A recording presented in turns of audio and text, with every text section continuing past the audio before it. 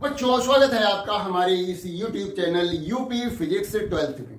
आज का पूरा वीडियो जो है सेलों से संबंधित है। सेल क्या है, सेल का आंतरिक प्रतिरोध क्या होता है और सेल को किस तरह से संयोजित किया जा सकता है, इन सभी के बारे में सिलेबस के हिसाब से डिटेल में पढ़ेंगे। अब सेलों के बारे में तो दैनिक जीवन में हम बिल्कुल छोटे पर से ही जो है समझते हैं, जानते हैं उनके बारे में। जैसे कि जो टार्च है, घरों में टार्च होती है, उसमें सेल डालते हैं और कुछ दिनों के बाद वो सेल जो है बेकार हो जाते हैं, उनको जो है फेंकना पड़ता है, फिर नए सेल लाना पड़ता है। और घरों में बैटरी होती है, गाड़ी में बैटरी होती है, स्कूटी में बैटरी होती है। तो इस तरह से हम जानते हैं कि सेल एक प्रकार की डिवाइस है जो कि रासायनिक ऊर्जा को विद्युत ऊर्जा में परिवर्तित करती है। तो इसमें होता क्या है, इसमें जो है दो इलेक्ट्रोड होते हैं, एक धनात्मक होता है, एक ऋणात्मक होता है। और इन दोनों इलेक्ट्रोडों को जो है किसी द्रव या कहें किसी रासायनिक पदार्थ के अंदर रखा जाता है, जिसको कि हम विद्युत अपघट्य कहते हैं। अब ये सेल जो होते हैं मूलतः दो प्रकार के होते हैं। एक तो होते हैं प्राथमिक सेल, ऐसे सेल जिनको कि हम एक बार प्रयोग करने के बाद जो है पुनः प्रयोग नहीं कर पाते, अर्थात उनको हम आवेशित नहीं कर पाते, चार्ज नहीं कर पाते, उनको तो हम प्राथमिक सेल कहते हैं। और वो प्राथमिक सेल हैं जैसे वोल्टीय सेल है, डेनियल सेल है, लेक्लांसी सेल है, और जो टार्च में प्रयोग होने वाला ड्राई सेल, शुष्क सेल है।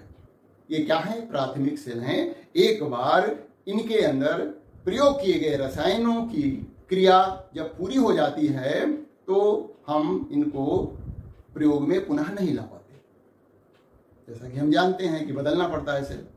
दूसरे प्रकार के ऐसे सेल होते हैं जिनको कि हम बार बार आवेशित कर सकते हैं।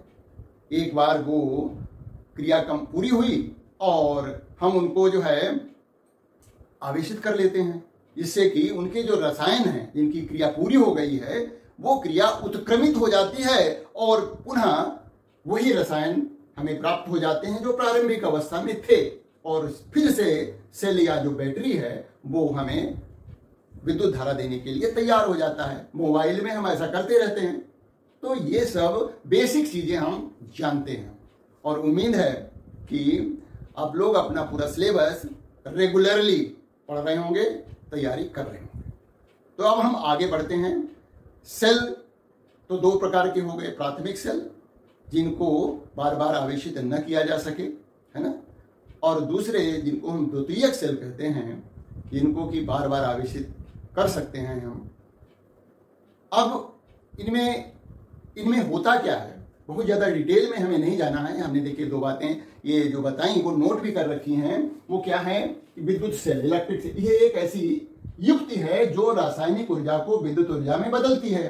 किसी भी सेल में दो विभिन्न धातुओं के बने धनात्मक तथा ऋणात्मक इलेक्ट्रोड होते हैं। इन इलेक्ट्रोडों को एक द्रव, जिसको कि हम विद्युत अपघट्य कहते हैं, में रखा जाता है। सेल दो प्रकार के होते हैं।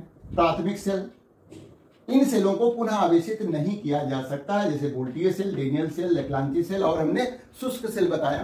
दूसरा द्वितीयक सेल जो है वो क्या है कि इन सेलों को बार बार आवेशित किया जा सकता है, जैसे कि सामान्य भाषा में हम उनको बैटरी कहते हैं, है ना। मोबाइल के अंदर जो बैटरी है उसको हम बार बार आवेशित कर सकते हैं। अब किस तरह से इनके अंदर क्रिया होती क्या है, ये कुछ सिलेबस में नहीं है। अब हम आगे बढ़ते हैं, जानते हैं कि सेल का विद्युत वाहक बल क्या होता है, इलेक्ट्रोमोटिव फोर्स क्या है। देखिए सेल जो है ही तो क्या करता है, हमें विद्युत धारा देता है, यानी आवेश को प्रवाहित करता है ना।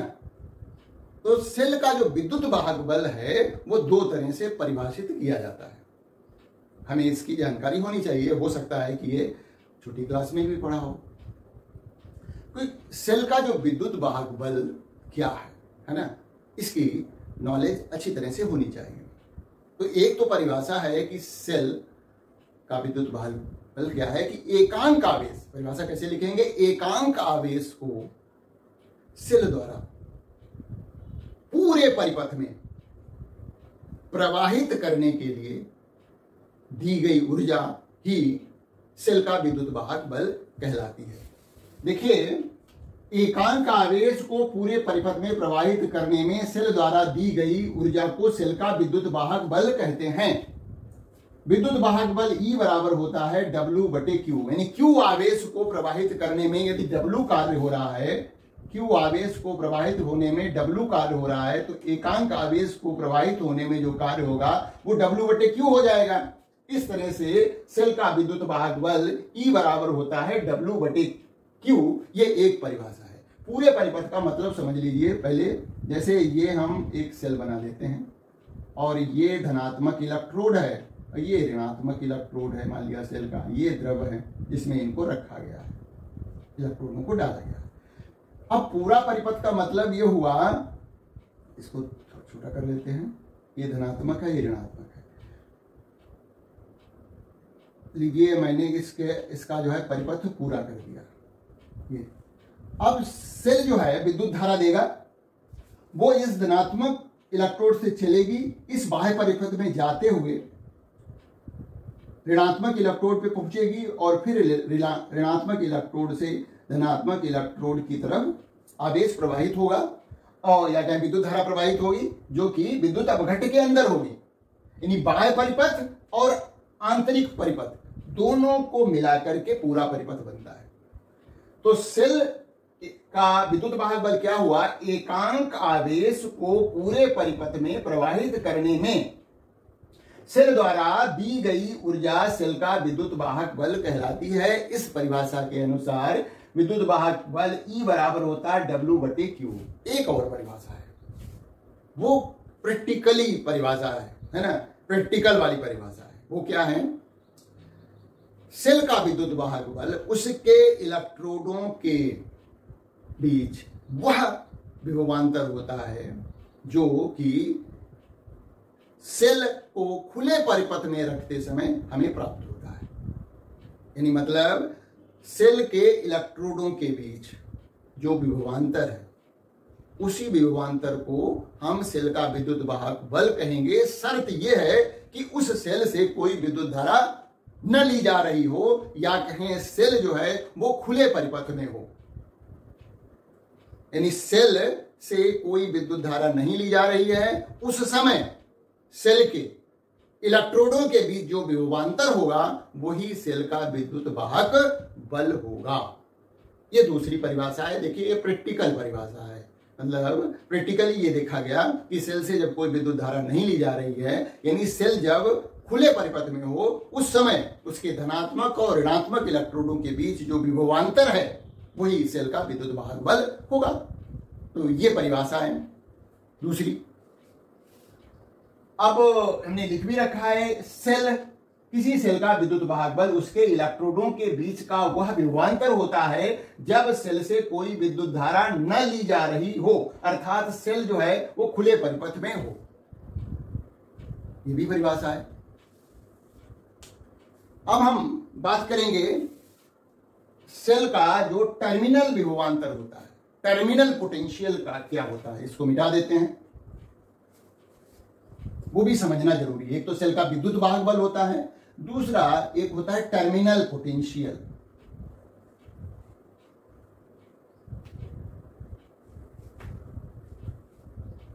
सेल का टर्मिनल विभवांतर,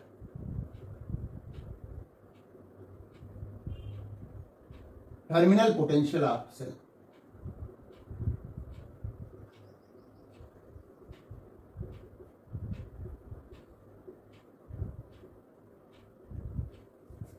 तो इसकी भी दो परिभाषा हैं। एक तो वही एकांक आवेश के आधार पर, दूसरा प्रैक्टिकल के आधार पर। तो यहां पर क्या है कि परिभाषा यदि लिखें एकांक आवेश के आधार पर, तो एकांक आवेश को सेल के एक टर्मिनल इलेक्ट्रोड भी लिख सकते हैं इसको, एकांक आवेश को सेल के एक टर्मिनल से दूसरे टर्मिनल तक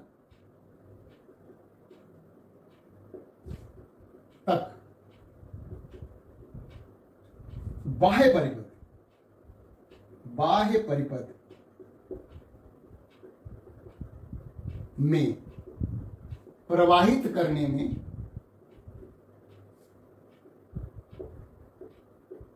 सेल द्वारा किया गया कार्य, सेल द्वारा किया गया कार्य सेल का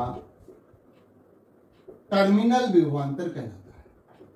नल विभवांतर कहलाता है। अब देखिए थोड़ा अंतर समझिए, ये मान लिया हमारा सेल है और इसके ये दो इलेक्ट्रोड हैं, एक धनात्मक है एक ऋणात्मक है। अब हम क्या करेंगे, इसकी परिभाषा के अनुसार से देखिए सेल का ये धनात्मक इलेक्ट्रोड है, ये बाह्य परिपथ है, ये धनात्मक इलेक्ट्रोड से बाहर यदि हम ऋणात्मक इलेक्ट्रोड तक जाएं तो ये हमारा बाह्य परिपथ हुआ, ये वाला है ना। तो इसकी परिभाषा के अनुसार एकांक आवेश को सेल के एक टर्मिनल से दूसरे टर्मिनल तक, यहां से ए से बी तक बाह्य परिपथ, यहां से ऐसे जाते हुए बाह्य परिपथ, ये हुआ बाह्य परिपथ। बाह्य परिपथ में प्रवाहित करने में सेल द्वारा किया गया कार्य सेल का टर्मिनल विभवांतर कहलाता है। जो हमारा सेल का विद्युत वाहक बल था वो था कि एकांक आवेश को पूरे परिपथ में सेल द्वारा प्रवाहित करने में दी गई ऊर्जा सेल का विद्युत वाहक बल कहलाती थी। अब हमें क्या है कि किया गया कार्य कहें या ऊर्जा भी कहें, बात वही है, सेल द्वारा किया गया कार्य या सेल द्वारा दी गई ऊर्जा, है ना। हम पहले ऊर्जा लिखा था तो दोबारा ऊर्जा लिख दीजिए, कोई प्रॉब्लम नहीं है। प्रवाहित करने में सेल द्वारा दी गई ऊर्जा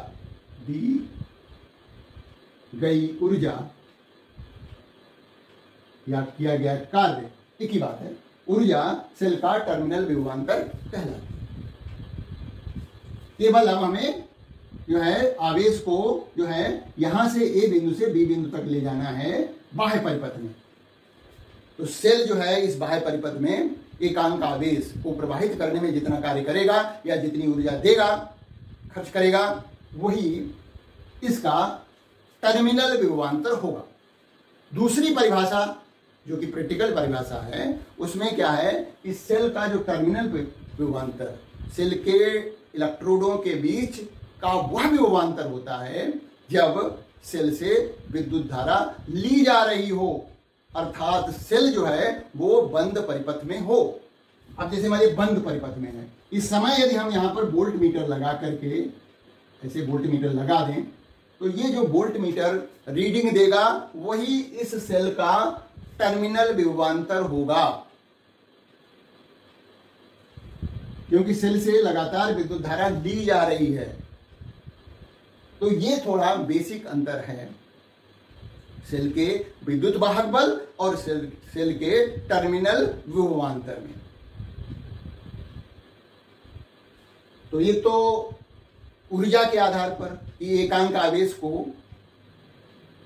बाह्य परिपथ में प्रवाहित करने में सेल द्वारा किया गया कार्य या खर्च की गई ऊर्जा सेल का टर्मिनल विभवांतर कहलाती है। या फिर जो है जब सेल किसी परिपथ में जुड़ा हो और उससे विद्युत धारा ली जा रही हो, उस समय जो उसके इलेक्ट्रोडों के बीच विभवांतर होगा वही सेल का टर्मिनल विभवांतर कहलाएगा। तो यहां पर टर्मिनल विभवांतर V बराबर हो जाएगा W, ये बाह्य होना चाहिए Q।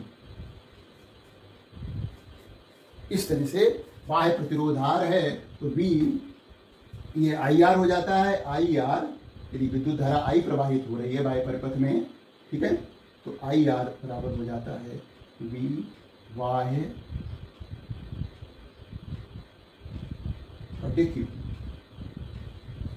अब हम बात करेंगे सेल का जो आंतरिक प्रतिरोध, जैसे कि नाम से ही स्पष्ट हो रहा है सेल का आंतरिक प्रतिरोध क्या होता है। देखिए, किसी भी चालक का प्रतिरोध हम जानते हैं कि कोई भी चालक जो है, चालक में जब विद्युत धारा प्रवाहित की जाती है वो विद्युत धारा के प्रवाह का विरोध करता है, तो वो चालक का प्रतिरोध होता है। ठीक यहां पर भी वही है, कोई नया नहीं है। प्रतिरोध का मतलब ही बाधा उत्पन्न करना। सेल के अंदर जो विद्युत अपघट्य है, सेल के अंदर भी तो आवेश प्रवाहित होता है। बाह्य परिपथ में आवेश प्रवाहित हो रहा है, यानी विद्युत धारा प्रवाहित हो रही है। ठीक उसी तरह से सेल के अंदर भी इलेक्ट्रोडों के बीच भी आवेश का आदान प्रदान होता है, आवेश प्रवाहित होता है, यानी विद्युत धारा प्रवाहित होती है। तो सेल का जो आंतरिक प्रतिरोध है वो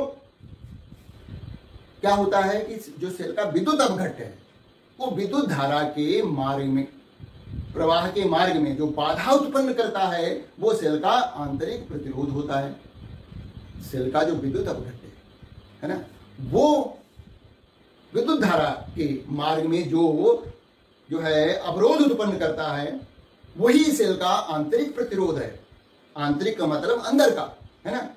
तो सेल का आंतरिक प्रतिरोध का मतलब विद्युत अपघट्य के अंदर जो विद्युत धारा प्रवाहित हो रही है, जो ये विद्युत अपघट्य है वो उस धारा के प्रवाह का विरोध करता है, वही सेल का आंतरिक प्रतिरोध होता है। देखिए, मैंने लिख रखा है, किसी सेल के विद्युत अपघट्य द्वारा विद्युत धारा के मार्ग में उत्पन्न अवरोध सेल का आंतरिक प्रतिरोध कहलाता है। इसको स्मॉल r से ज्यादातर हम निरूपित करते हैं।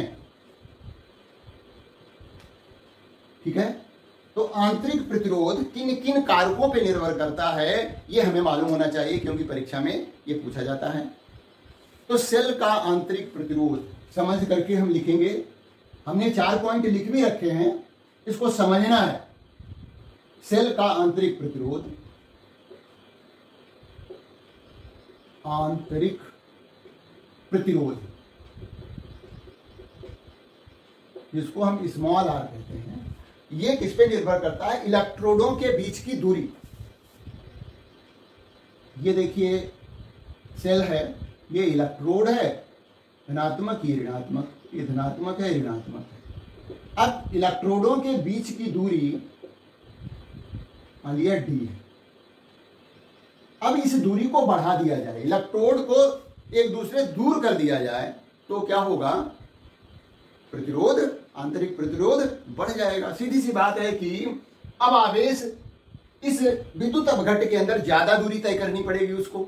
जब इलेक्ट्रोड दूर दूर हो जाएंगे तो आवेश को इसके अंदर, विद्युत अपघट्य के अंदर चलने में ज्यादा दूरी तय करनी पड़ेगी, इसीलिए इसका आंतरिक प्रतिरोध बढ़ जाएगा।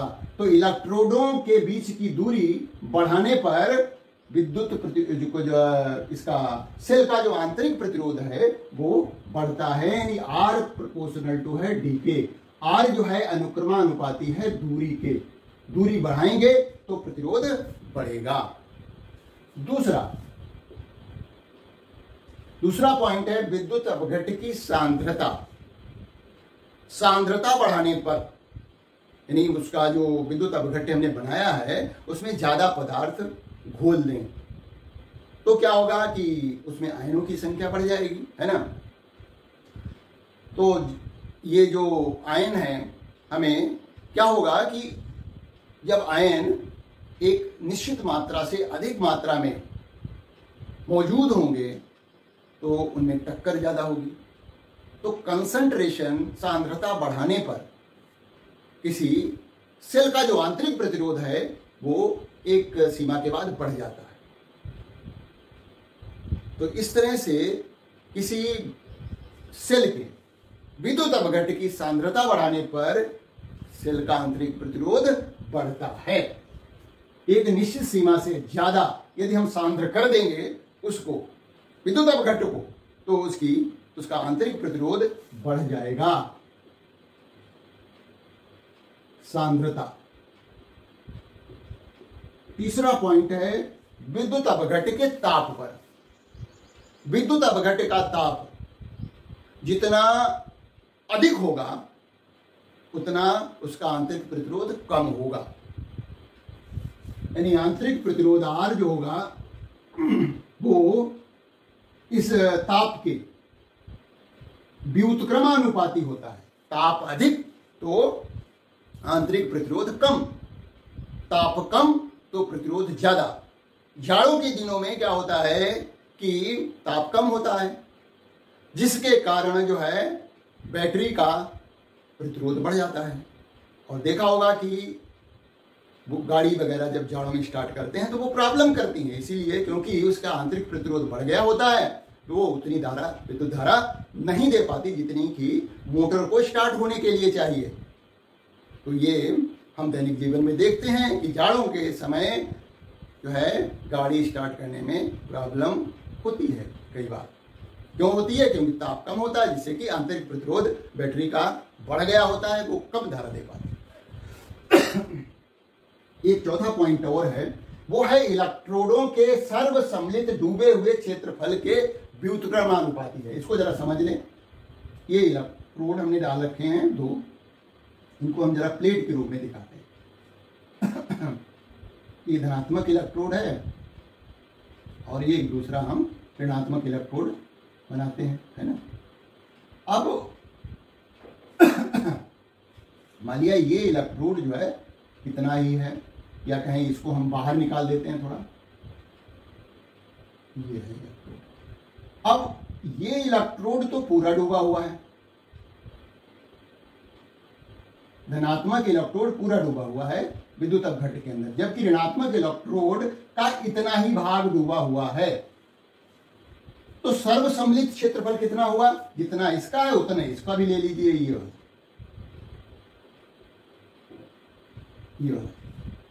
तो इसके जो है व्युत्क्रमानुपाती क्षेत्रफल कम डूबा होगा। कॉमन जो क्षेत्रफल है यदि कम है तो प्रतिरोध अधिक होगा, और यदि डूबा हुआ कॉमन क्षेत्रफल दोनों इलेक्ट्रोडों का जो कॉमन है सर्वसम्मिलित क्षेत्रफल, यदि वो अधिक डूबा हुआ है या कहीं बराबर रूप से डूबे हुए हैं तो इसका मतलब पूरा पूरा क्षेत्रफल आ जाएगा। कम डूबा होगा तो प्रतिरोध ज्यादा होगा, और अधिक डूबा होगा कॉमन क्षेत्रफल तो प्रतिरोध उसका कम होगा। तो ये 4 पॉइंट हैं, 3 काफी मेन है ना, और चौथा भी समझ लीजिए क्या होता है। अब हम एक सूत्र निकालेंगे जो कि इंपॉर्टेंट है, आगे भी काम आएगा। वो है, हेडिंग डाल रखी हमने, सेल के टर्मिनल विभवांतर से विद्युत वाहक बल E आंतरिक प्रतिरोध R में संबंध। ये हमारी हेडिंग है। सेल का टर्मिनल विभवांतर V विद्युत वाहक बल E और सेल का आंतरिक प्रतिरोध R में संबंध देखिए मैं यहां निकाल रहा हूं। एक चित्र बनाते हैं। कैसे फार्मूला निकालेंगे ये देखिएगा। ये मान लिया सेल का प्रतीक चिन्ह है, यहां पर हम उसका आंतरिक प्रतिरोध दिखा देते हैं R, ये है E, और इसको हम इस तरह से बंद कर देते हैं। स्मॉल r क्या है? इस सेल का आंतरिक प्रतिरोध है। इसको किसी बाह्य प्रतिरोध R से जोड़ दिया गया है। यहां पर एक अमीटर लगा दिया गया है और इसके बीच में एक वोल्ट मीटर लगा दिया।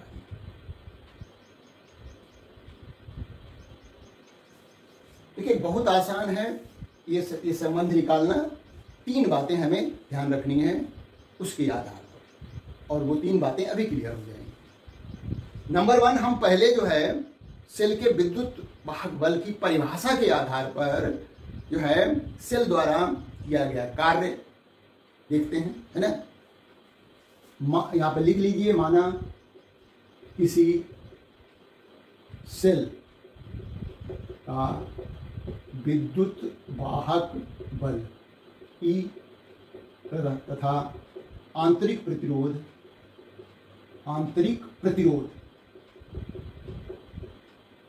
R है। इसे किसी बाह्य प्रतिरोध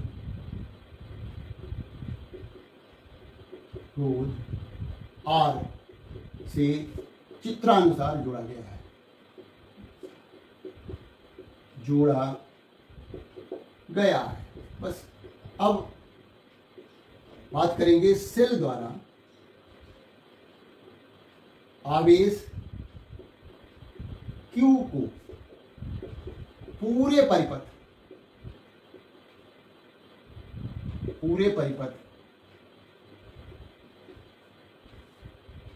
में एक चक्कर लगाएगा। सेल का जो पूरा परिपथ बन रहा है, अभी हमने समझाया था कि पूरा परिपथ क्या होता है कि एक धनात्मक इलेक्ट्रोड से चलते हुए बाह्य परिपथ में जाते हुए ऋणात्मक इलेक्ट्रोड पे पहुंचेंगे, फिर ऋणात्मक से उसके अंदर विद्युत अपघट्य के अंदर धनात्मक इलेक्ट्रोड तक आने पर यह पूरा परिपथ होता है।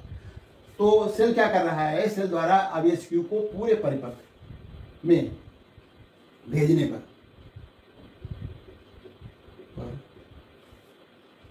कार्य किया गया कार्य या कह दी गई ऊर्जा W है। तो E बराबर हो जाता है उसी परिभाषा के आधार पर, क्योंकि हमने देखा था कि विद्युत वाहक बल E बराबर होता है W/Q। ये क्या है, पूरे परिपथ का कार्य है। तो W बराबर हो जाएगा, पूरा परिपथ है ये, E गुणा Q। यदि समय t में विद्युत धारा I प्रवाहित हो तो Q बराबर होता है I गुणा T। ये मान इसमें रख दीजिए। तो W पूरे परिपथ वाला कार्य जो है बराबर हो गया E, Q की जगह क्या लिख दिया, IT लिख दिया, IT। ये समीकरण नंबर 1 हो गया।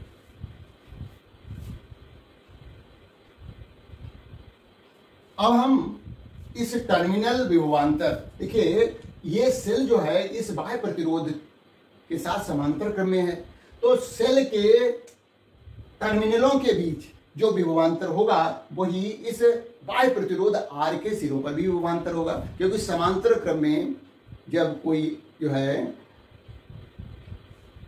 मतलब प्रतिरोध जोड़े जाते हैं तो उनके सिरों पर विभवांतर समान होता है। तो जो विभवांतर सेल के टर्मिनलों के बीच होगा वही विभवांतर इस बाह्य प्रतिरोध के सिरों पर होगा।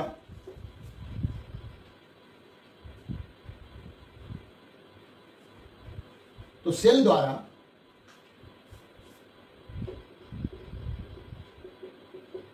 बाह्य प्रतिरोध, बाह्य परिपथ लिख देते हैं, परिपथ में आवेश Q भेजने में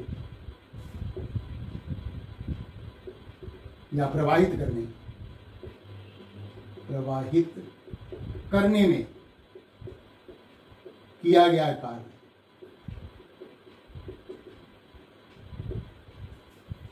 W, वैसे तो हम V के आधार पर पहले लिख लेते हैं, V बराबर हो जाए W, ये क्या है, Y, केवल Y परिपथ में हम आवेश Q को भेज रहे हैं। तो ये विभवांतर की परिभाषा के आधार पर है कि सेल का जो टर्मिनल विभवांतर होता है वो है। तो यहाँ पर भी टर्मिनल विभवांतर V है, तो W Y है बराबर हो जाएगा V इंटू Q, और Q का मान जो है IT है, तो Q की जगह पर हमने IT लिख दिया, तो W Y है बराबर हो गया V IT, समीकरण नंबर 2। अब एक और हमें कार्य देखना है, वो है सेल के अंदर एक इलेक्ट्रोड से दूसरे इलेक्ट्रोड तक जब आवेश जाएगा तो कितना कार्य होगा। तो एक समीकरण ये है, दूसरी समीकरण ये है, इसको हमें याद रखना है। इसको हम मिटा देते हैं। यदि सेल के अंदर, उसका प्रतिरोध तो है ही है, विभव पतन V डैश O, तो आवेश Q को सेल के अंदर प्रवाहित करने में किया गया कार्य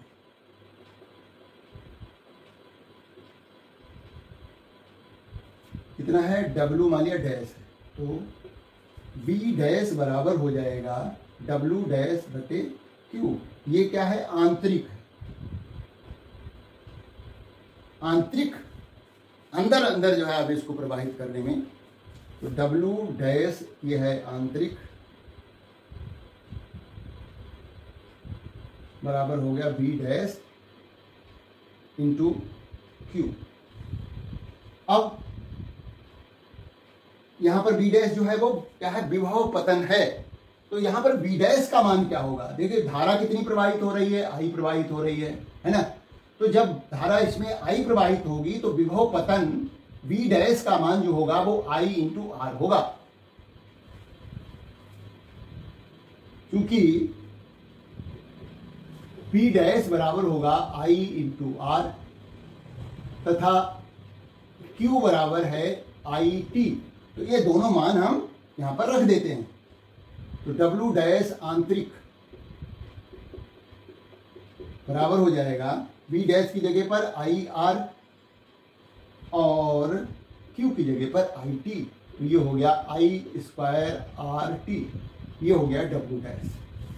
ये तीन बातें आसानी से याद रखी जा सकती हैं। यानी सेल द्वारा पूरे परिपथ में आवेश Q को प्रवाहित करने में किया गया कार्य। नंबर 2, सेल द्वारा बाह्य परिपथ में आवेश Q को प्रवाहित करने में किया गया कार्य।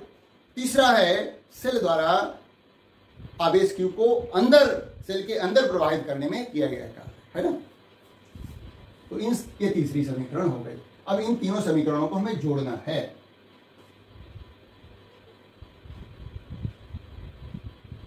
तो सेल द्वारा किया गया कुल कार्य बराबर हो जाएगा बाह्य परिपथ में किया गया कार्य, बाह्य परिपथ में किया गया कार्य प्लस आंतरिक अंदर सेल के अंदर किया गया, यानी कार्य इसलिए हो रहा है, आवेश को प्रवाहित करने में कार्य हो रहा है ना। तो सेल द्वारा किया गया कुल कार्य है जो कि पूरे परिपथ में जब आवेश को प्रवाहित किया गया वो है W बाह्य परिपथ और प्लस W आंतरिक। बस इनके मान रखने हैं हमें समीकरण 1, 2 तथा 3 से।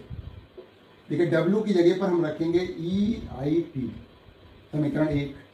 बाह्य परिपथ VIT, आंतरिक इसी समीकरण है वो I स्क्वायर RT। देखिए IT कट जाएगा, IT कटा और ये स्क्वायर कट गया, T कट गया। तो ये हमें जो संबंध है वो प्राप्त हो जा रहा है। देखिए E बराबर आ रहा है V प्लस IR। तो इस तरह से जो ये क्या है, टर्मिनल विभवांतर है सेल का, तो V बराबर हो जाएगा E माइनस IR, ये संबंध भी है। यदि हम R का मान यहां से निकालें तो R बराबर हो जाएगा E माइनस V बटे I आ जाएगा, और I का मान हम यहां रख देते हैं। तो I बराबर होता है, चूंकि I बराबर होता है V अपान R के, तो यहां पर रखिए E माइनस V बटे V अपान R। R ऊपर चला जाएगा तो E माइनस V बटे V इंटू R। तो इस तरह से आंतरिक प्रतिरोध, एक तो संबंध ये आया है ना, कि जो टर्मिनल विभवांतर होता है वो सेल के विद्युत वाहक बल माइनस सेल के अंदर जो विभव पतन हो रहा है उसके बराबर होता है, जब सेल से विद्युत धारा प्रवाहित हो रही हो, विद्युत धारा ली जा रही हो, क्या कहें। तो R बराबर हो जाएगा E/B माइनस 1, इसको ब्रेकअप कर दिया, E/B माइनस B/B किया तो 1 आ गया है। ये सेल के आंतरिक प्रतिरोध का सूत्र है जो कि आगे काम आएगा। तो ये एक सूत्र ये आया, दूसरा सूत्र ये आंतरिक प्रतिरोध का आ गया है, E/B minus 1 into R। E क्या है, सेल का विद्युत वाहक बल है, B क्या है, सेल का टर्मिनल विभवांतर है, R जो है बाह्य प्रतिरोध है।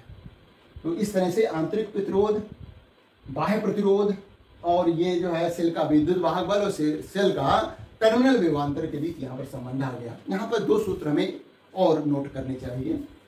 तो ये तो हो गया पूरा। अब हम अपनी तरफ से 2 सूत्र लिखते हैं, वो कभी कभी काम आएंगे। वो क्या है, जब सेल से विद्युत धारा ली जाती है तो टर्मिनल विभवांतर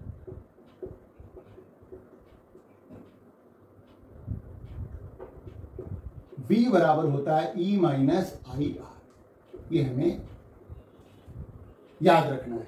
यानी जब सेल डिस्चार्ज हो रहा हो, जब सेल या बैटरी डिस्चार्ज होता है, डिस्चार्ज होता है, तब जो उसका टर्मिनल विभवांतर इतना होता है। और जब सेल चार्ज किया जाता है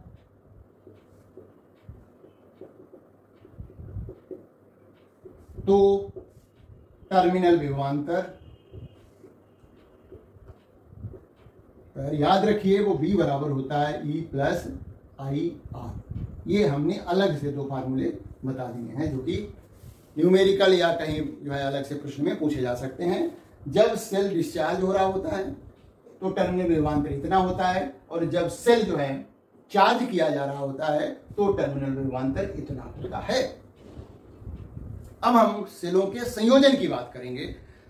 तो जैसा कि हमें मालूम होना चाहिए, सेल 2 तरह से आपस में संयोजित किए जा सकते हैं, जैसे कि प्रतिरोध किए जाते हैं या कहें हमारे जो संधारित्र संयोजित किए जाते हैं।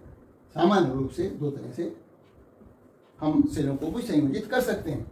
सेलों का संयोजन, सेलों का संयोजन। तो एक तो है हमारा श्रेणी क्रम, सीरीज कॉम्बिनेशन।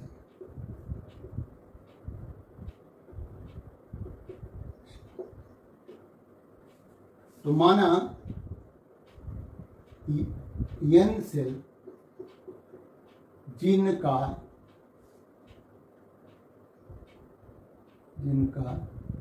क्या कहें, प्रत्येक का विद्युत वाहक बल E तथा आंतरिक प्रतिरोध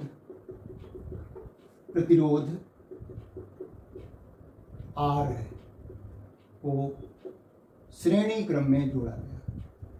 श्रेणी क्रम में जोड़ा गया। कैसे जोड़ा गया होगा, देखिए एक सेल है, एक का ऋणात्मक सिरा दूसरे के धनात्मक टर्मिनल से जोड़ रहे हैं, और इसका आंतरिक प्रतिरोध R है, इसका भी आंतरिक प्रतिरोध R है, और इसका भी आंतरिक प्रतिरोध R है। इस तरह से ये n सेल जोड़े गए हैं, यानी एक का ऋणात्मक टर्मिनल दूसरे के धनात्मक, फिर दूसरे का ऋणात्मक, अगले के धनात्मक। इस तरह से जब सेल जोड़े जाएंगे तो उनको हम कहेंगे ये श्रेणी क्रम में जुड़े हुए हैं। तो यहां पर सब मिलाकर के मान लिया ये I धारा दे रहे हैं, तो कुल जो है EMF क्या कहें, विद्युत वाहक बल कितना हो जाएगा, ये भी E है, ये भी E है, ये भी E है। इस तरह से n सेल जुड़े हुए हैं, तो कुल विद्युत वाहक बल जो है यहाँ पर बराबर हो जाएगा NE, और कुल प्रतिरोध जो है, कुल, भाई हम क्या करेंगे, E प्लस ई एन बार लिखेंगे तो ये हो जाएगा यानी, और कुल प्रतिरोध, कुल आंतरिक प्रतिरोध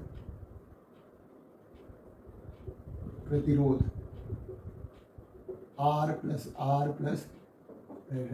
एन, तो ये हो जाएगा R एन, या कहें एन आर। यदि बाह्य प्रतिरोध, मान लिया यहां पर एक बाह्य प्रतिरोध लगा दें R ऐसे, तो कितनी धारा प्रवाहित होगी, इसके लिए हम सूत्र लिख देते हैं। धारा I बराबर हो जाएगी कुल विद्युत वाहक बल यानी बटे कुल प्रतिरोध, कुल प्रतिरोध कितना है, R प्लस एन आर।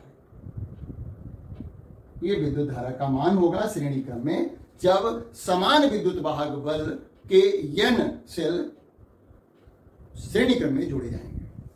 अब यहां पर थोड़ा हम ये देख लें कि यदि समान प्रकार के सेल यदि श्रेणी क्रम में जोड़े जाते हैं और बाह्य प्रतिरोध R है, आंतरिक कुल प्रतिरोध जो है वो एन आर है, इसमें थोड़ी कंडीशन लगा देते हैं।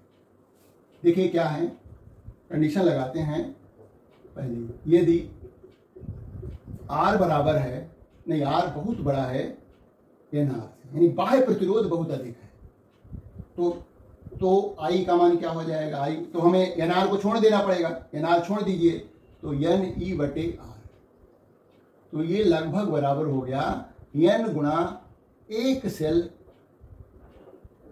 द्वारा दी गई विद्युत धारा।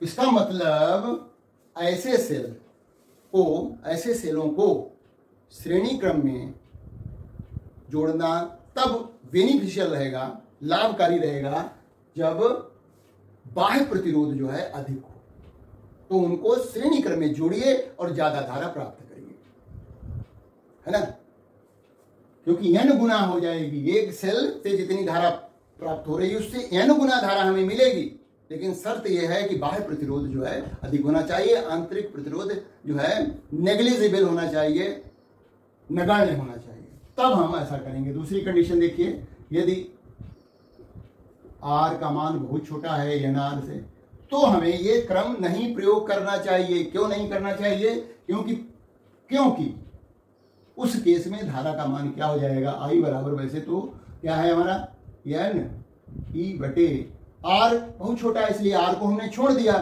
क्या आएगा, एन आर आएगा, एन कट जाएगा, ई बटे आर, तो लगभग ये आ गया एक सेल द्वारा दी गई विद्युत धारा या एक सेल से प्राप्त विद्युत धारा। तो जोड़ने से कोई फायदा ही नहीं हुआ, है ना, n सेलों को जोड़ने से कोई फायदा नहीं होगा जब उन सेलों का आंतरिक प्रतिरोध बहुत अधिक है, बाह्य प्रतिरोध नगण्य है। तो ऐसे केस में हम उन सेलों को इस क्रम में यानी श्रेणी क्रम में नहीं जोड़ना चाहिए। श्रेणी क्रम में तब जोड़ना चाहिए जब बाह्य प्रतिरोध आंतरिक प्रतिरोध की तुलना में बहुत अधिक हो, तो उससे हमें ज्यादा धारा प्राप्त होगी। अब हम बात करेंगे समांतर क्रम।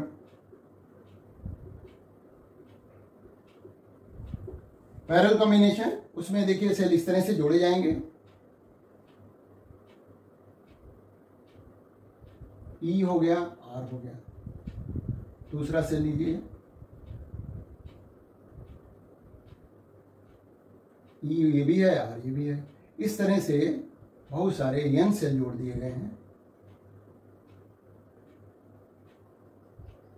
और ये n सेल जुड़े हुए हैं, ये समांतर क्रम है।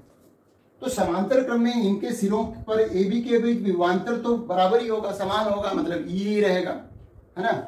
तो AB के बीच ये तथा B के बीच तुल्य विद्युत वाहक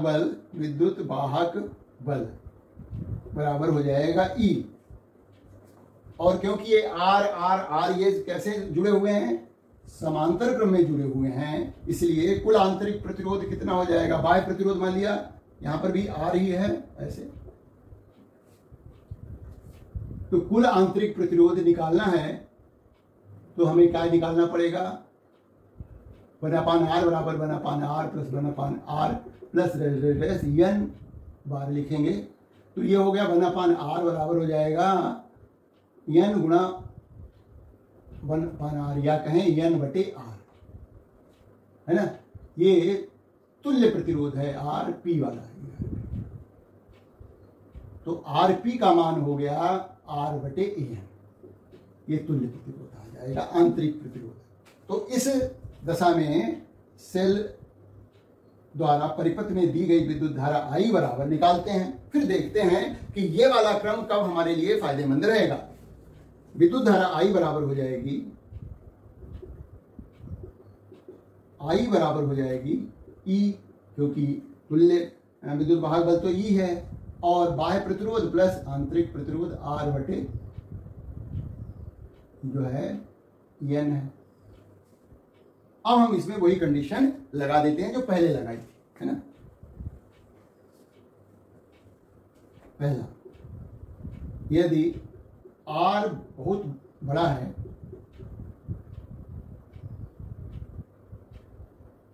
इससे R/n से, तो हमें क्या करना पड़ेगा, R छोड़ देना पड़ेगा।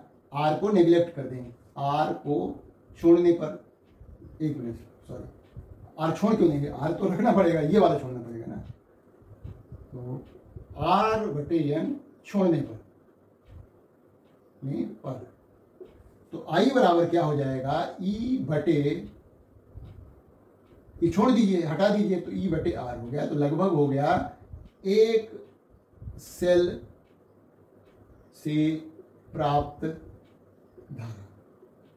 यानी यदि बाह्य प्रतिरोध बहुत अधिक है, बाह्य प्रतिरोध का मान बहुत अधिक है, तो सेलों को हमें इस क्रम में नहीं जोड़ना चाहिए, समांतर क्रम में नहीं जोड़ना चाहिए, क्योंकि इस केस में क्या हो रहा है, सेल से n सेलों से उतनी ही धारा मिल रही है जितनी कि एक सेल से धारा प्राप्त होगी। तो इसलिए हमें इस केस में उनको समांतर क्रम में नहीं जोड़ना है। किस क्रम में जोड़ना है, श्रेणी क्रम में जोड़ना है, क्योंकि यहां पर तो विद्युत धारा जो प्राप्त हो रही है वो एक सेल के बराबर ही प्राप्त हो रही है, जबकि हमने सेल तो n जोड़ रखे हैं, तो बेकार है फिर इस तरह से जोड़ना। यदि बाह्य प्रतिरोध अधिक है, आंतरिक प्रतिरोध जो है का मान कम है, ठीक है। दूसरी कंडीशन लगाइए, यदि R बहुत छोटा है R/n से, तो क्या होगा देखते हैं। तो I बराबर हो जाएगा E/, अब हमें क्या छोड़ना पड़ेगा, इस ये कैपिटल R जो बाह्य प्रतिरोध है उसको छोड़ना पड़ेगा। यहां पर लिखना पड़ेगा R/n, n को ऊपर ले जाएंगे, n गुणा E/R बराबर हो जाएगा n गुणा एक सेल से प्राप्त विद्युत धारा, यानी n गुणा एक सेल से प्राप्त विद्युत धारा। तो यदि हम ऐसे सेल जिनका की आंतरिक प्रतिरोध यानी R/n का मान जो है वो बहुत अधिक है बाह्य प्रतिरोध की तुलना में, तो हमें उनको समांतर क्रम में जोड़ना चाहिए अधिक धारा प्राप्त करने के लिए। क्योंकि यहां पर यदि समांतर क्रम में ऐसे सेलों को जोड़ेंगे तो सेल से जो विद्युत धारा प्राप्त होगी वो n गुणा एक सेल से प्राप्त विद्युत धारा के बराबर। इसका मतलब ऐसे सेलों को हमें समांतर क्रम में जोड़ना चाहिए, न कि श्रेणी क्रम में। यदि बाह्य प्रतिरोध का मान कम है उनके आंतरिक प्रतिरोध के R/n के मान के, तो फिर हमें जो है सेलों को समांतर क्रम में जोड़ना चाहिए अधिक विद्युत धारा प्राप्त करने के लिए। तो अभी ये तो हमने उन सेलों को लिया है जिनके की विद्युत वाहक बल समान थे। कई बार परीक्षा में क्या होता है कि ऐसे सेल पर आधारित प्रश्न पूछे जाते हैं जिनका की विद्युत वाहक बल जो है वो असमान होता है, उनके आंतरिक प्रतिरोध भी अलग अलग होते हैं। तो ये हम अगले वीडियो में कवर करेंगे और दिखाएंगे पूरा डिटेल में कि किस तरह से यदि दो सेल हैं जिनके की आंतरिक प्रतिरोध अलग अलग हैं, विद्युत वाहक बल भी अलग अलग हैं, तो श्रेणी क्रम में जोड़ें तो कितना हमें परिणामी विद्युत वाहक बल प्राप्त होगा, और यदि समांतर क्रम में जोड़ें तो उनका परिणामी विद्युत वाहक बल कितना होगा।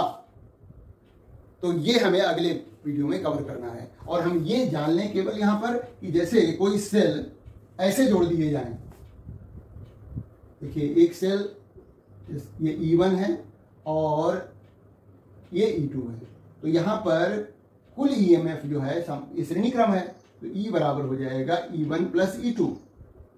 और यदि इनको उल्टा करके जोड़ दें, देखिएगा ऐसे, ये भी E1 है, ये भी E2 है, ये E2 है, E1 है, E2 है, और इसका ऋणात्मक इलेक्ट्रोड जो है इसके धनात्मक से जुड़ा हुआ है, जबकि इसका ऋणात्मक दूसरे के भी ऋणात्मक से ही जुड़ा हुआ है।